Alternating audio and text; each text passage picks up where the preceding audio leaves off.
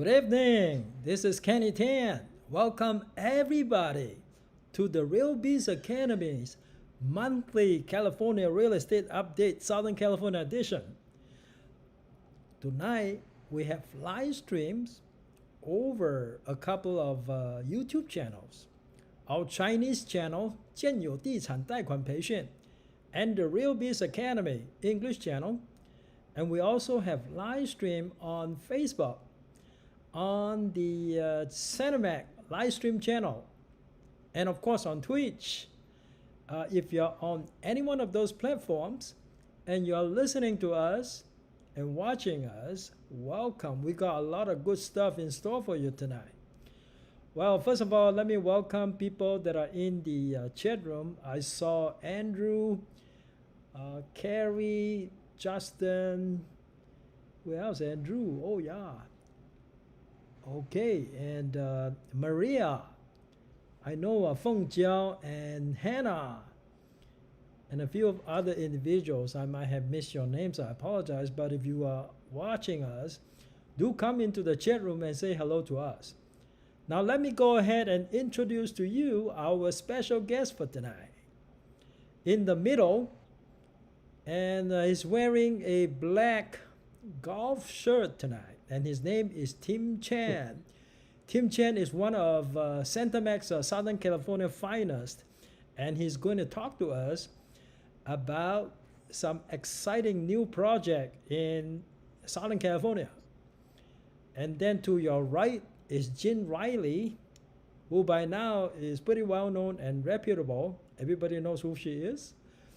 And she's going to tell us some exciting news coming out of San Diego, including the new development in Three Roots.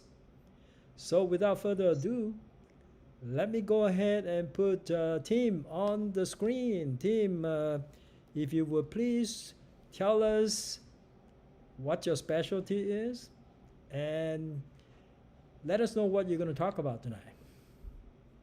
Sure. Thank you, Kenny. And thanks for everyone tuning in on this YouTube channel tonight.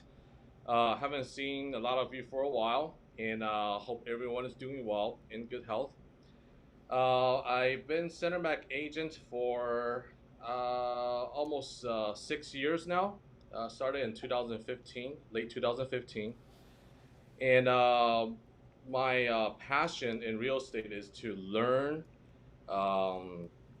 what all kinds of real estate transaction has to offer.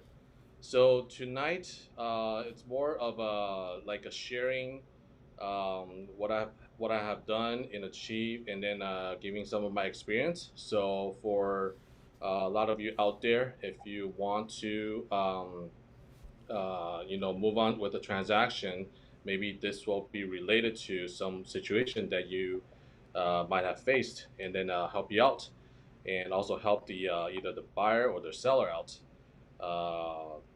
for a long-term relationship. So besides sharing that, I also have a pretty exciting project to share with you. This project is based by Toll Brothers, and also recently they team up with Lennar. So there's two developers now, major developer for this area, and this area is going to be in Greater Los Angeles. So yeah, I'm about to share that with you, and hope you guys get good information tonight. All right. Before I go to the slide team, let me say hello to Maria Slichkova, Kevin Wang, and Tanya. Tanya, how you doing, Tanya? All right, let's go to the slide team. Sure. So slide number one, basically this is the development site in Montebello. Now this is near the 60 freeway. So I believe a lot of people tuning in tonight are all agents. So when you see this the sky view, which is taken by a drone, you can tell right away this is basically like a hillside mountain development, and it takes a lot of effort to trench, to flatten the area because there's a different elevation, and to to make it strong and sturdy for building single-family homes and townhomes.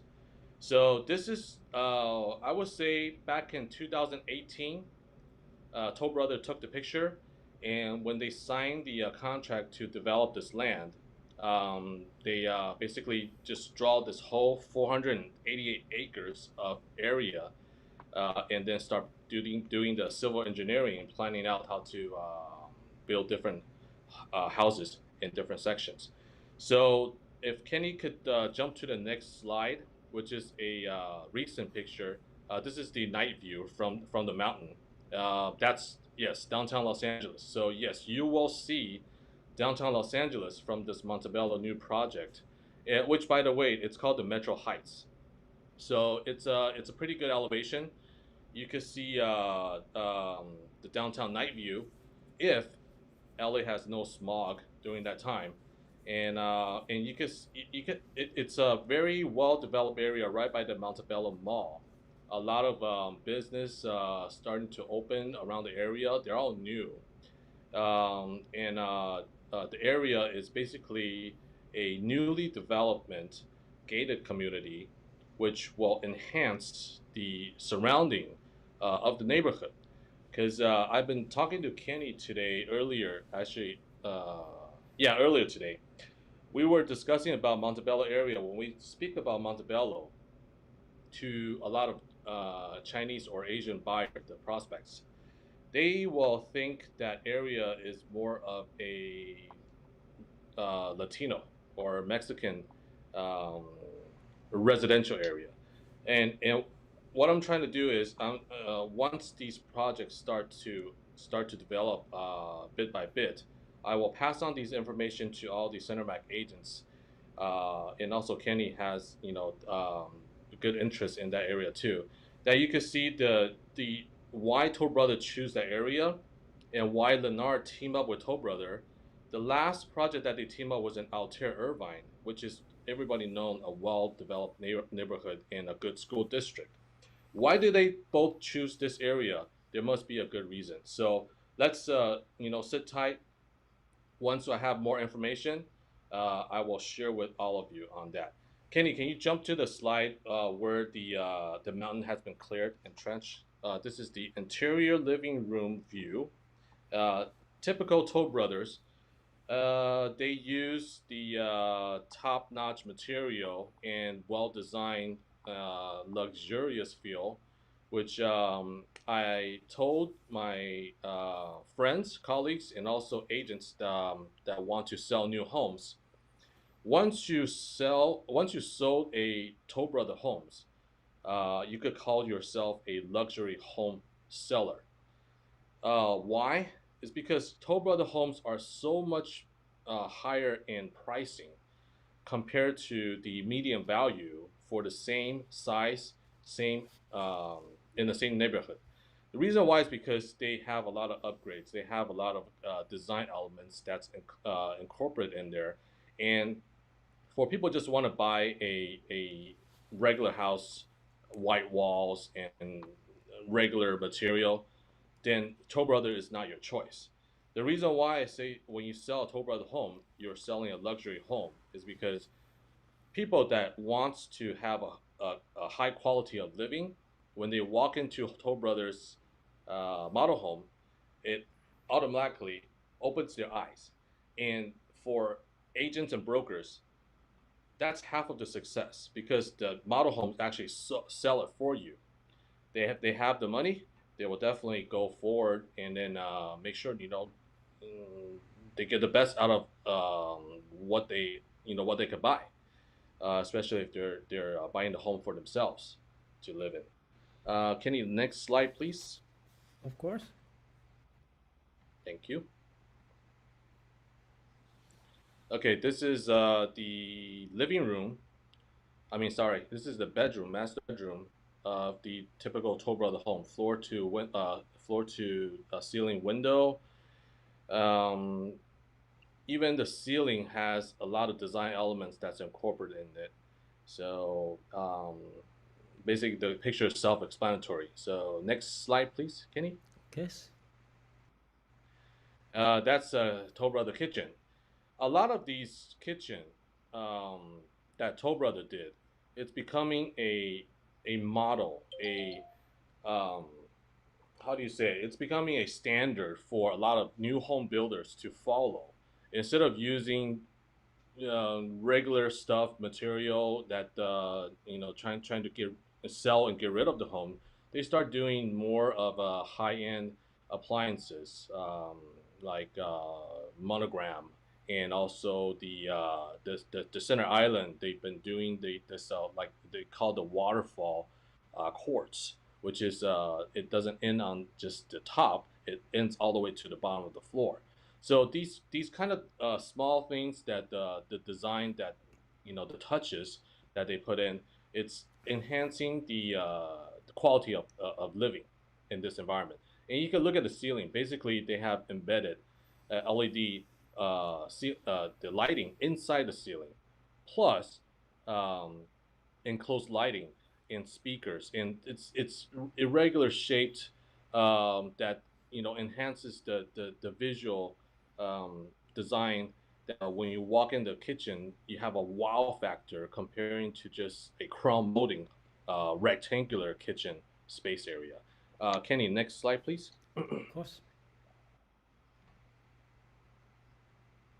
And this is a typical Toll Brother bathroom. This they like to use the same flooring material as the wall material. So a lot of people might not pay attention to why they do that. It's actually to make the space look bigger. If you have two different elements on the wall and on the floor, you create a more of a 3D kind of a space. If you have the same the material on your wall and on your floor, you basically have a more flat space of a visual design. So they're willing to spend money on their model homes, so they make sure that everything that they put in is there's a wow factor in there. So pictures pretty self-explanatory, and actually, if you look straight in the middle, that's a walk-in closet that looks like a boutique, walking in a boutique store from your own bathroom. Kenny, next slide, please. Yes, of course. Okay, so this is the one that I was talking about from the first slide. This is a lot of effort, and I've been watching them trenching and flattening that hill, that mountain, since pandemic. That's March 2020. Um, they stopped for about a month and a half due to uh, the pandemic. But eventually, they were essential workers, so they started trenching again. I believe in middle of April to late April, and they basically just flattened the whole mountain out. This whole civil engineering. It's just quite amazing because I was there to watch. It's like watching a child grow. While there's a Yoshinoya, which I have basically like two lunch per week over there, eating my Yoshinoya and watching them flatten that hill. Okay, so you're a So fan of Yoshinoya it's too. yeah, yeah. So and you cannot eat in the restaurant, so I ate in my car, and then I see them working on that project. It's kind of like a personal feeling. I mean, I don't work for Toll Brothers, but and or Lennar, but seeing them team up together to move on this project during the pandemic, it's like a motivation for a lot of our agents and buyers and sellers. So I think there's one more after this slide. Can we Yes, go on to I the next think one? there is. Yes, of course. Okay. Okay. So this is a rough the site map. That's basically on the right, which is towards the east, is San Gabriel Boulevard. On the left, which is towards the west, is um, Paramount, I believe. Oh wait, yeah, yeah. It's near that. Okay, that area basically is right next to Montebello Mall, and also there's a nice DoubleTree hotel. There's a Chinese sky Sky something television network station over there. So, and it's right off 60 freeway, but you cannot hear the freeway at all. So after that, give you this location, you guys kind of have an idea where this whole project is at. Um, to give you a rough number on this project, 488 acres has been planned for this whole project area. About 263 acres, which is this drawing right here, it's dedicated towards oh, actually, I'm sorry, 263 acres surrounding this site map will be dedicated towards a permanent nature reserve. So you basically have a not just cookie cutters housing all over the place. When you see it's all roofs, but you have greens, surroundings, um, a nature reserve, which is the animals that you could see, just by walking, in your backyard or in the mountainside. And then there's also 36 acres of dedicated area for parks. So this is a very, I would say, uh, well planned space for residents that wants to enjoy living, that wants to have a good commute, and then all at the same time, without having the stress of living, very close to each other, the next door neighbors, and then that doesn't have any nature factor or views. Uh, for this home, you basically get everything. So I would understand why Lennar want to team up with Toll Brothers to develop this project, which I heard from the inside that the middle section, which is all going to be single family homes, and towards the outer section, they're going to have 3-story townhomes. So the three-story townhomes, basically, it's the garage on the bottom, and then you get two floors of living spaces. Those are more affordable homes.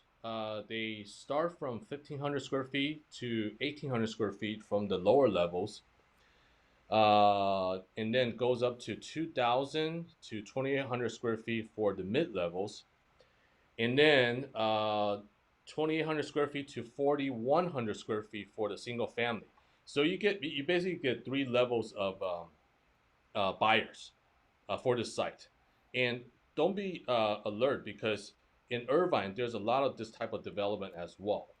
It's not just a luxurious home site, but this whole neighborhood is new, and for young people, students, for young couples, they just had a baby, for elder families, they have a larger family.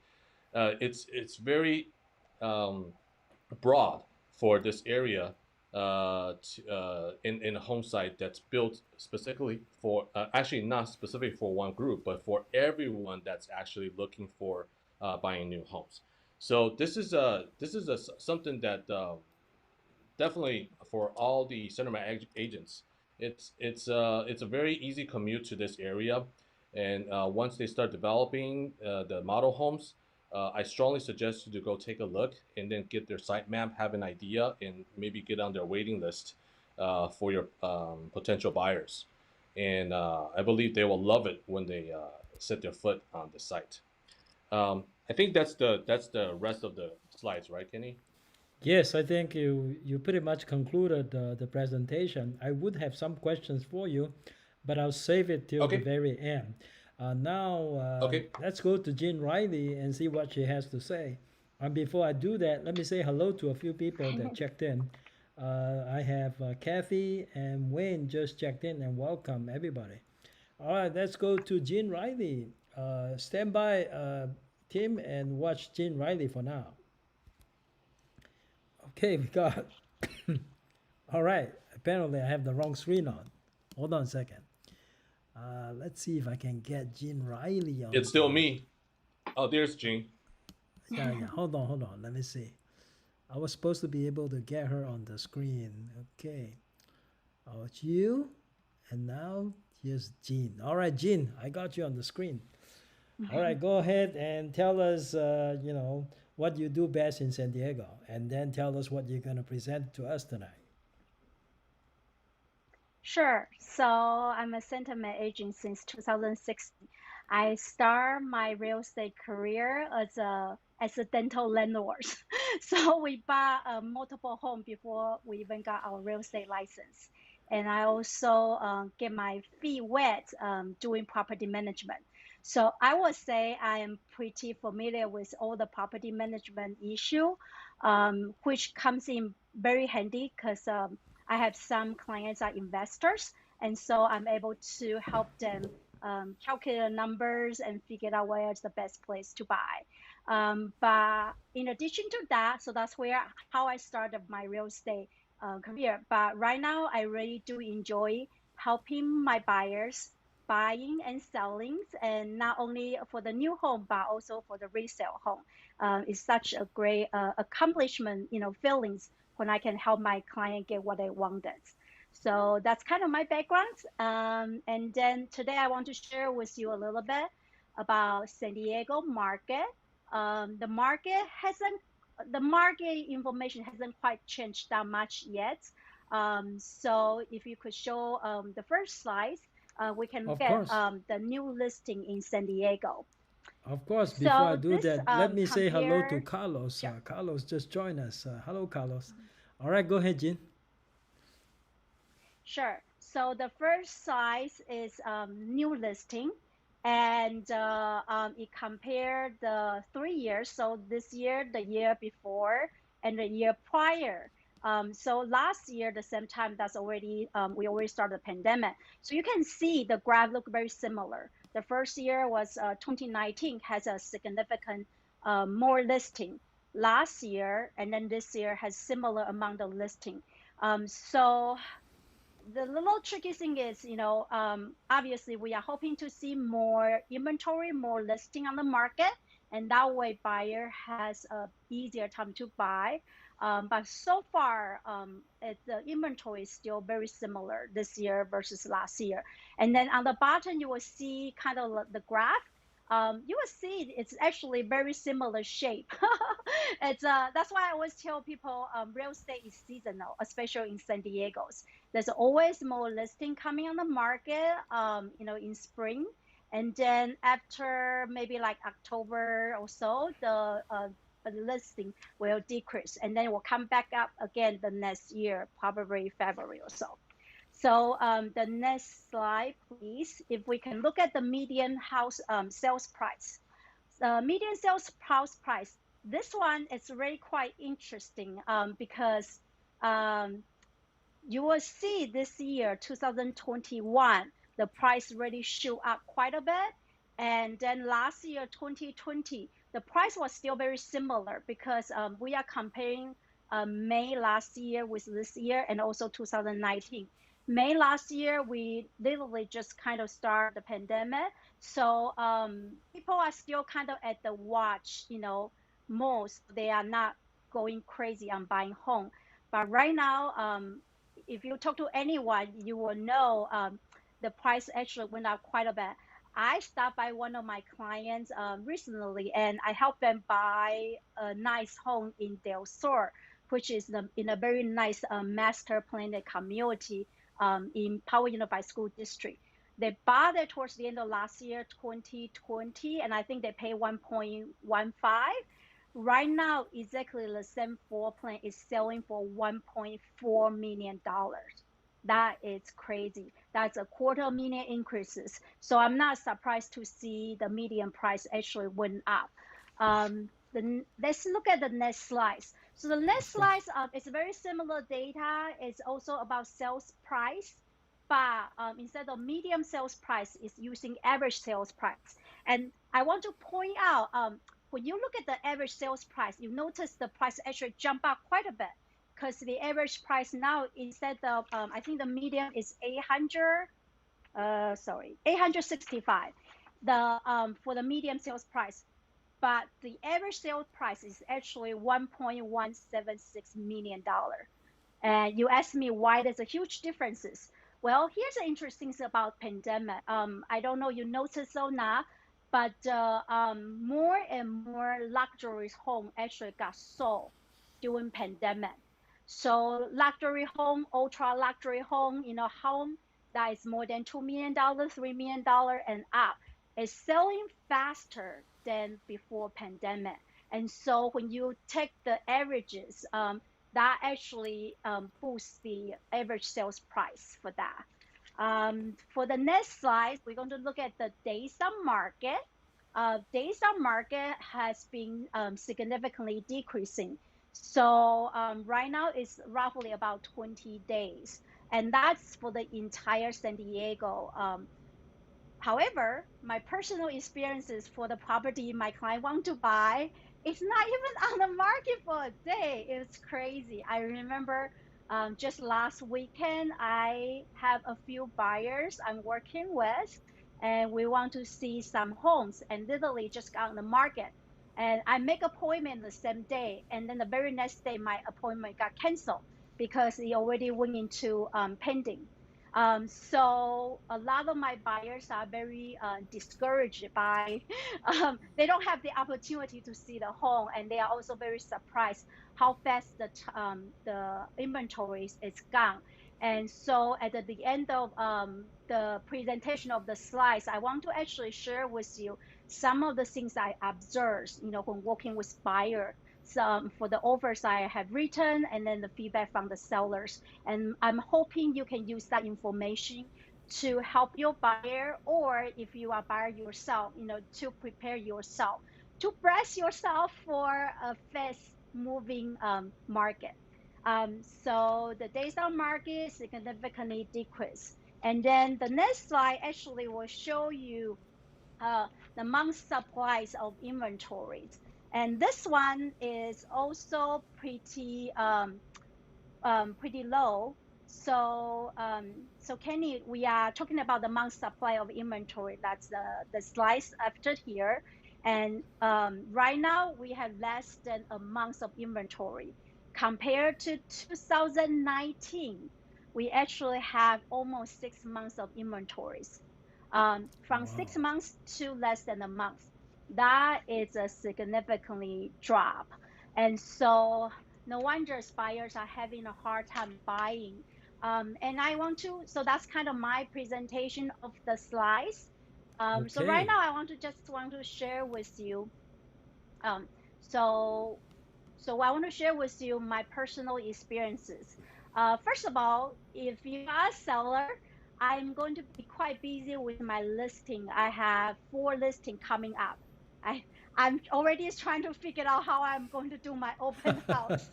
Anyway, and I also have who want to see homes. So I don't really know what to do, but anyway, I actually discussed with one of my seller because he has 2 properties I need to sell, and both of the property are very similar. They are literally just a street over from each other. So I explained to my sellers, I don't think we should be a direct competitor of ourselves.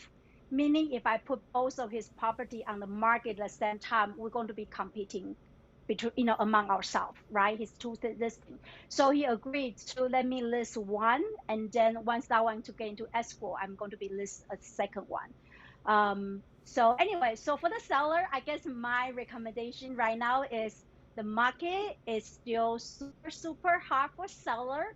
And if you have any house you want to sell, get it ready on the market as soon as you can. Of course, you know, house prices always increase, right, in the long run. So if you don't sell next year, you probably will still get a good price. But if you are thinking about selling now versus maybe 3 months from now, I would say just get ready and list it as soon as possible, because summer typically is our busy season. That's where family want to get their kids into school. So if you have inventory in a good school district, go ahead and put it on the market. That would be very helpful. So that's my recommendation for the sellers. And now I want to kind of share some information and experiences I have recently with buyers. And then I guess this is something like, what should you expect if you are buying a home? And there are a few things I have written out and I want to discuss with you. And I'm going to talk more about in terms of kind of like writing offer and then seller countering you. So before we send in the offers, the house is getting on the market pretty quickly, and also pretty quickly they disappear. So I have mentioned, like, literally the house just got on the market for one day, and my buyer want to see it. The next, I make appointment for the next day. And unfortunately, the house is already went into pending. I have a few experiences like that already. And one of the buyers, I even remember I took him to see multiple property. And one of the property we were getting ready to write the offer. Before I even hit the offer, the agent told me we got to accept the offer. And I'm like, no way. I was pretty quick. I saw the house the same day and I wrote the house the same day. So just I think that's something you should be preparing for right now when you are seeing home. And so anyhow, if you do submit the offer, this is what is going to happen and what you will expect. It's because I represent a lot of buyers and I see a lot of seller counter offer back, and I kind of know what the seller wanted. So if I can share my experiences with you, you can use that when you write your next offer, or when getting ready to see the next home. So the first things I notice, what people usually, what the listing side or seller side usually have question, is the deposit. And here's a very interesting thing, and I think it's very underutilized as a strategist, because I have talked to many people, many buyers, and many agents, and most people are very scared of putting higher amount of deposit, because in their head they are thinking the seller can keep their money and don't give it back to them if they don't buy the home. And the answer is yes or no. The seller can keep your deposit, however, only up to 3% if you do not follow the contract and you remove all the contingency but decide not to sell, then the seller can withhold 3%. And why is 3% is the has any significance? Because in California, 3% is a liquidated damages. That's something already discussed on the RPA, the Residential Purchase Agreement. So I remember when I first bought my home, or even long time ago when I wrote the offer for my client, I think I might have only put down 1% of the purchase price as a deposit. However, at that time it was not very competitive, and I start noticing roughly about last year, 2020s, I put 2%, and I start getting listing agent contacting me back with 3%. So I just kind of explained to my buyers, let's go ahead and do 3% because that's what is expected to do. And then I also realized if everybody's doing 3%, then my buyer is not going to be anything special, right, than any other buyer. Everybody's doing 3%. So I recently got one of my buyers offer accepted. Actually, just today, I convinced him to do $100,000 as a deposit. And obviously, he was pretty nerve-wracking, but I'm like you're going to put down $400,000 as a down payment. So $100,000 as a deposit will go towards your $400,000 down payment. It's not a big deal. And then obviously he asked me, what if the seller withhold my money and then just like steal my money and don't give it to me? And then I told him, if you do exactly what I tell you to do, I will guarantee you will never lose your money. And I have never, ever lost, not even a penny for any of my buyers. So as an agent, if you watch out all the contingency, if you follow the rules, you're going to know what to do to protect your buyer. So that's why I'm saying, like, be expected, you probably will be counter as a 3% back in terms of deposit. But if you want to get the winning offer, deposit is one of the options you could do to increase your opportunities.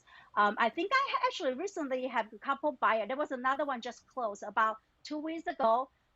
He also did a $100,000 deposit, like I recommended. And that one was so cool, so neat because um, we were able to beat up another offer or multiple offer, and then in the end I still negotiated with other things. I actually got him under the his budget, and also the purchase price he has is actually $100,000 less than appraised value. So instantly my buyer has $100,000 equity, and that's really cool because because I talked to the agents. I was like, why did you select our offer? And many times they did tell me it's because the sizable deposits my buyers are willing to put in. And why that make a big difference is because the seller believe the buyers are more sincere. They are more willing to buy this home. They are willing to put their money on the line, to secure this house. So that's that. And another thing you should expect that in terms of buying a home is the seller probably will ask you to waive appraisal contingencies. So what does that make a difference for the sellers? Well, it make a huge differences because everybody is overbidding right now. The seller doesn't want to get accept the offer with a number they like, but then lose it because there's appraisal contingency. So that's why sellers protecting themselves. Then what does that mean for the buyers if you waive appraisal contingency? So recently, I think pretty much all my buyer has waived appraisal contingencies. Unfortunately, that's just the market. If you don't do it, then you won't get your offer accepted. But at the same time, waiving appraisal contingency doesn't mean you cannot do does not mean you will skip your appraisal process, unless your lender give you the appraisal waiver. And usually appraisal waiver will happen when you have significant down payment, and when you also in the community that has appreciating value. Usually maybe like 40% down payment most likely will get you the appraisal waiver. But I also know there was another rule. If the house you are purchasing is more than $1 million, I guess it doesn't really matter your down payment. I think the lenders still want to do their due diligence, so they will still send the appraiser. So, so you waive the appraisal waivers, and then what happens if the appraisal value comes down lower than your purchase price? Well, you are in trouble.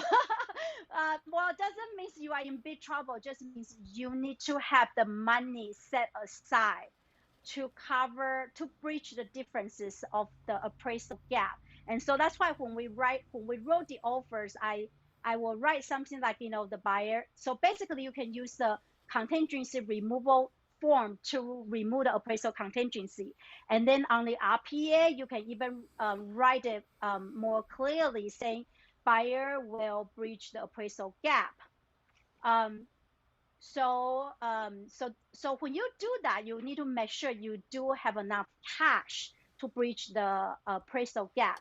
And then on the other hand, if you are listing agents, when the buyer write, I will bridge the appraisal gap, the first things I look is how much cash the buyer has. Because if the buyer doesn't even have that much net worth, they don't have a lot of cash, they don't have a lot of investment account, it doesn't really matter whether they write they will bridge appraisal gap or not. I will doubt they will have ability to bridge the gap. So I will ask them to give me more proof they have ability to bridge the gap. So that's that. Another thing, seller might you do, and then in terms of buyer, what you expect is to waive inspection contingency. Okay, so as a buyer's agent, I don't necessarily recommend buyer to waive the inspection contingencies. But I did have buyer told me they will waive inspection contingencies. The most recent case, they were very experienced investors. So they already kind of checked the house. They are not too worried about it. They already want to remodel the home. So waiving the inspection contingency was not a big deal for them. But it might be a big deal if the buyer is not very experienced, or if the property is an older properties. So one of my personal examples, I'm actually just doing negotiation, is I help one of my buyers got a condo's offer accepted. He did not waive the inspection contingency, even though the listing agent want us to sign. I think on the seller counter, the listing agent wrote the house is sold as is. I didn't argue with the listing agent because, as you know, if you read the RPA already say property is sold as is anyway, right? So I think the agent just want to kind of double make sure I know that. But at the same time, even if the house is sold as is, my buyer still have inspection contingency, right? So I can still order inspections. So I did order inspections, and then actually everything nice, except there was something I couldn't see, and that's why I want to mention to you. For the older buildings, be careful, because I think that condo was built in the 1970s or 1980s, and unfortunately, the listing agent believed the heater is brand new, but unfortunately, it was not. My inspector went up to the rooftop and he took pictures, and he told me, Jean, this is one of the oldest units for this buildings, the one your buyer is buying, and we couldn't even get the heater to turn on. And so I explained that to the listing agents. Then the listing agent mentioned to me, well, you guys agreed to buy the house as is. And I say, true, but I also, my buyer still have the inspection contingency. So my buyer could also walk away, right? And then my buyer is getting loan. If there's no functional heater for the condo, this loan will not get approved. And my buyer is very sincere in buying this condo, but at the same time, I need to get the heater things fixed, repair or replace. So I talked to the listing agent, she agreed. And then she gave me a referral of the HVAC heating and cooling company, heaters and AC company. So I decided to go ahead and use the one listing agent recommended, because I didn't want the listing agent to think I'm kind of like playing the game. So I had the technician came over, and then this is the craziest thing. So, well, not that crazy, but it was pretty expensive price tag. It was $8,000. So if I didn't fight for it, my buyer would have ended up buying that condo and pay $8,000 out of his pocket, if he want to live there. So I fight for it, and then I was very happy because originally the listing agent kept telling me the house is sold as is, the condo is sold as is. And I say, well, California contract is always sold as is, but at the same time does not mean the buyer cannot request, right? So I might prepare request. And then the listing agent, they finally agreed tonight.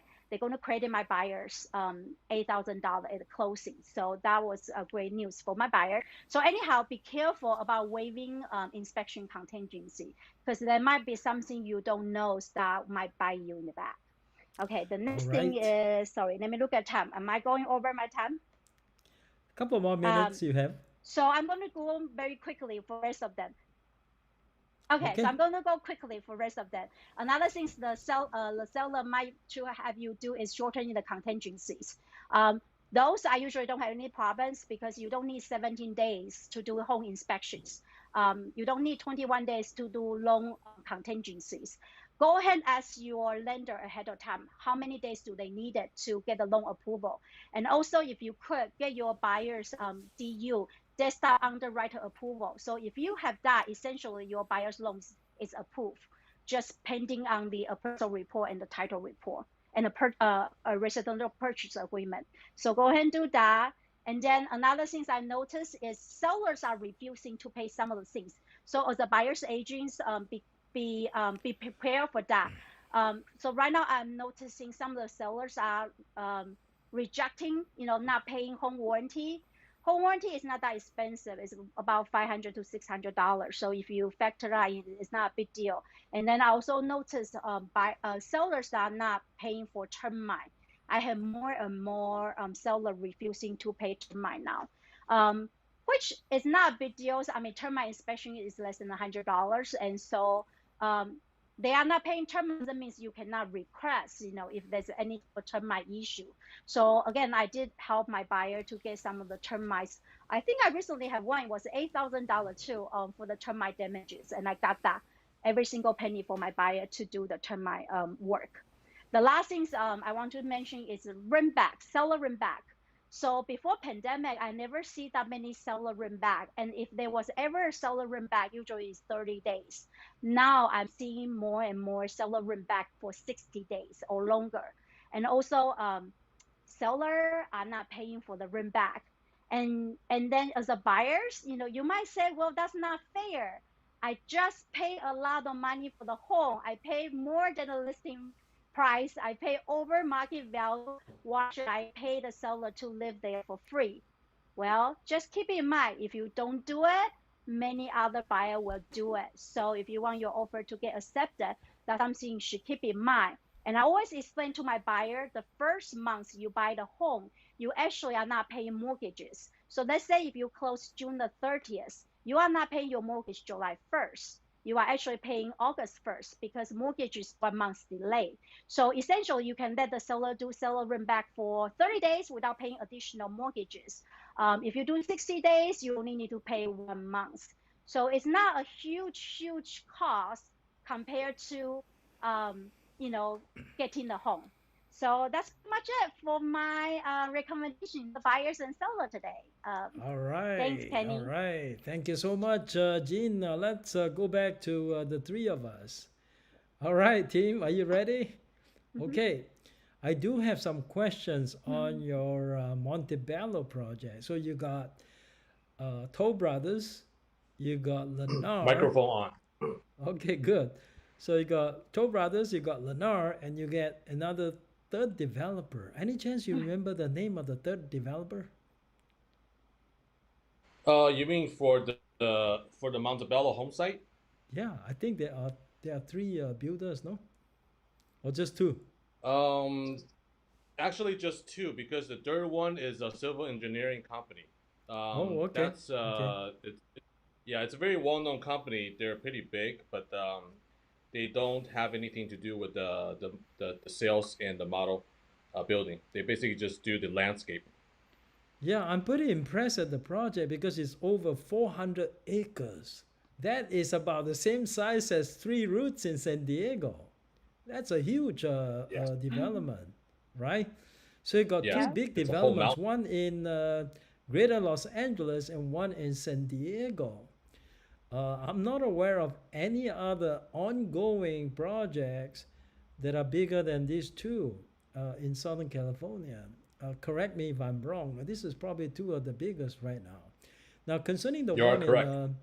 concerning the one in Montebello, Montebello is gonna become a more well-known household name now going forward. Before, when everybody heard about Montebello, we have a certain assessment of what kind of city Montebello is.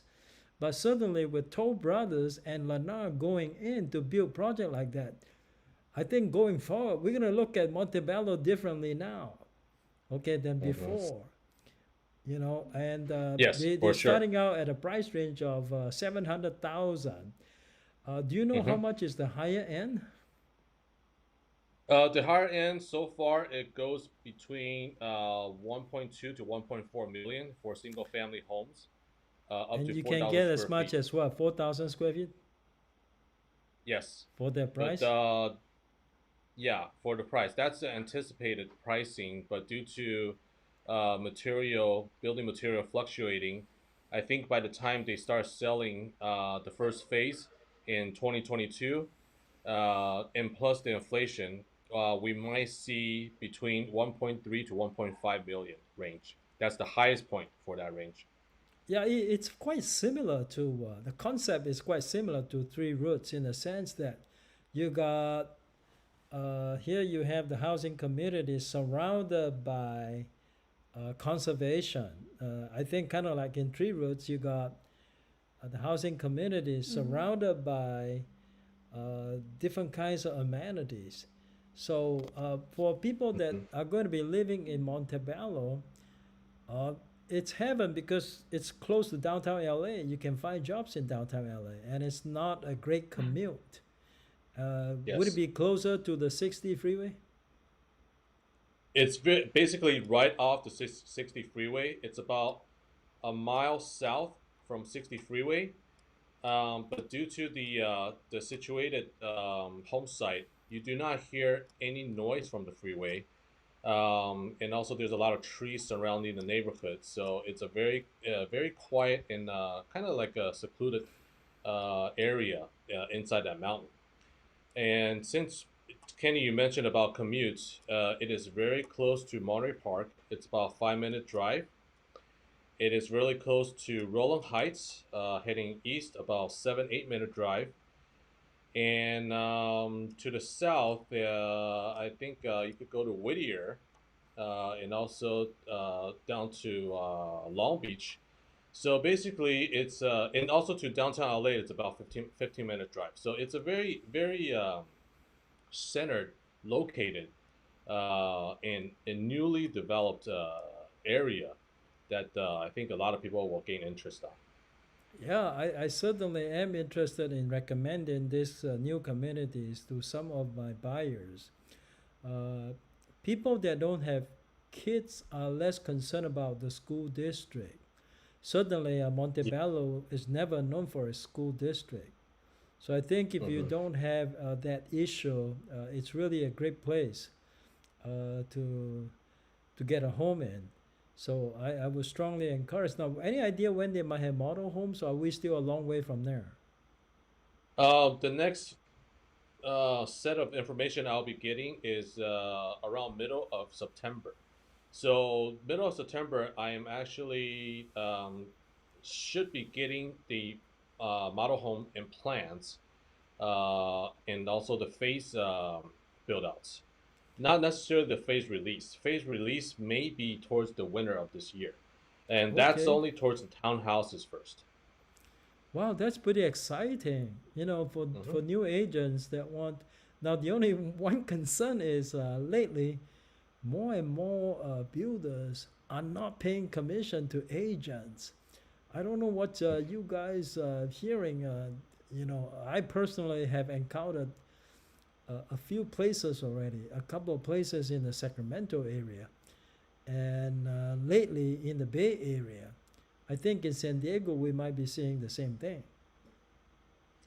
Yeah, I think Yeah, this for is sure. I already experienced one. yeah.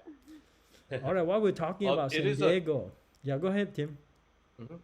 Oh yeah, very quickly. It is a concern for not just new agents but also existing agents that's trying to, um, have real estate be a career as a full time.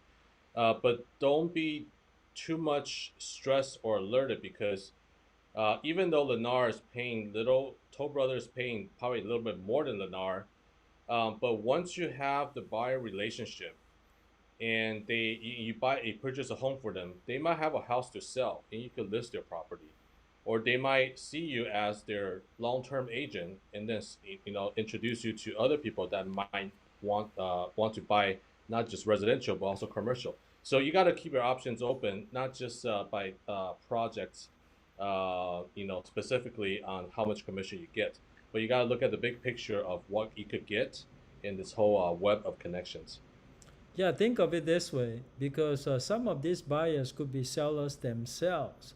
So if you could provide an excellent service, even under the circumstances that you're not getting paid by the builder, I Hmm. um, I can't say that everybody is going to reciprocate, but the law of reciprocity usually applies.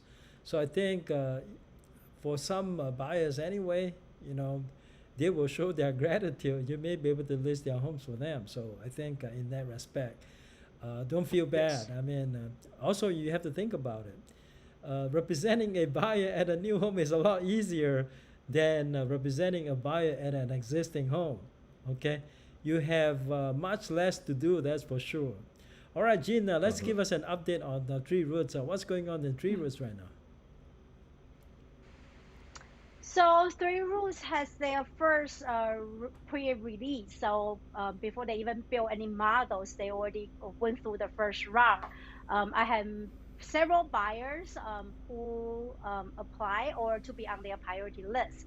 And with Three Rules, it's very interesting because there are three builders. There's Lennar, there's Shea Home, and there's California West. So you need to apply three times if you want to be on the list for all three builders. And then for each of the builders, they also have different type of models. So if you want something more expensive, then you actually need to apply at the different places too.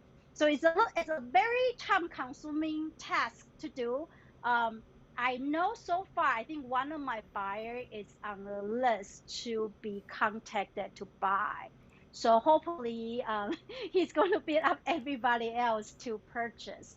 But other buyers, I think they just we don't have any update yet. It just there are so many people who want to buy, and I think last time when we did the market updates, I have shared there are 14,000 people on the list for only 200 homes for the first release. It's 200 crazy. homes for It's the even first release. harder than buying. Yeah, and I today I have another buyers. They are buying new home as well, and this is actually another things I noticed builders are doing. They You actually need to put in a bet when you buy new homes. They tell you, okay, this price was starting at $1 million, and then you have an offer forms you fill out. It's not that long; it's only one page, and pretty much just ask, how much you want to offer. It did ask for whether you have an agents and your agent's contact informations.